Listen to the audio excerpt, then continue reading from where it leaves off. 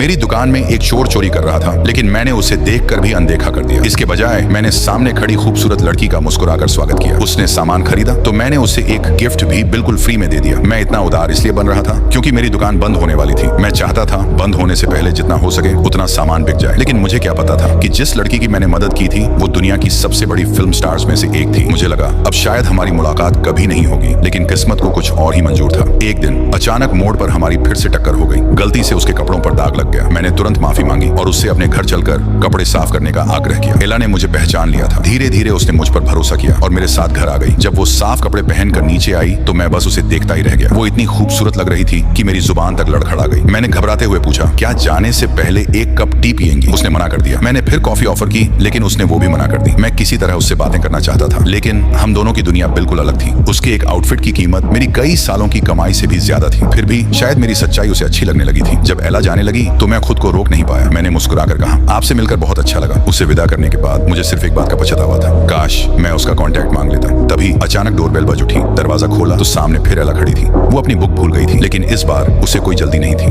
कुछ देर रुकने के बाद वो बिना कुछ समझाए चुपचाप वहां से चली गई और मैं वहीं खड़ा उसे जाता हुआ देखता रह गया। उस रात मैंने टीवी खोला, तभी मुझे पता चला कि एला कोई आम लड़की नहीं बल्कि एक बहुत बड़ी मूवी स्टार थी। ये जानकर मुझे खुशी नहीं हुई क्योंकि मैं समझ चुका था कि हमारी दुनियाएं बिल्कुल अलग हैं। लेकिन किस्मत ने एक बार फिर खेल खेल दिया। एक फोन कॉल ने मेरी पूरी जिंदगी बदल दी। दूसरी तरफ एला थी। उसने मुझे उसी दोपहर उस होटल में बुलाया जहां वो अपनी फिल्म की शूटिंग कर रही थी। मुझे यकीन ही नहीं हुआ इतनी बड़ी स्टार ने मुझे खुद बुलाया था। मैं फूलों का गुलदस्ता लेकर होटल पहुंच गया, लेकिन मुझे एहसास हुआ कि एक आदमी लगातार मेरा पीछा कर रहा है। जैसे ही मैं अंदर पहुंचा मैं हैरान रह गया। पूरा हॉल रिपोर्टर्स से भरा हुआ था। तभी मुझे समझ आया ये कोई डेट नहीं बल्कि एला की नई फिल्म का प्रेस इवेंट था।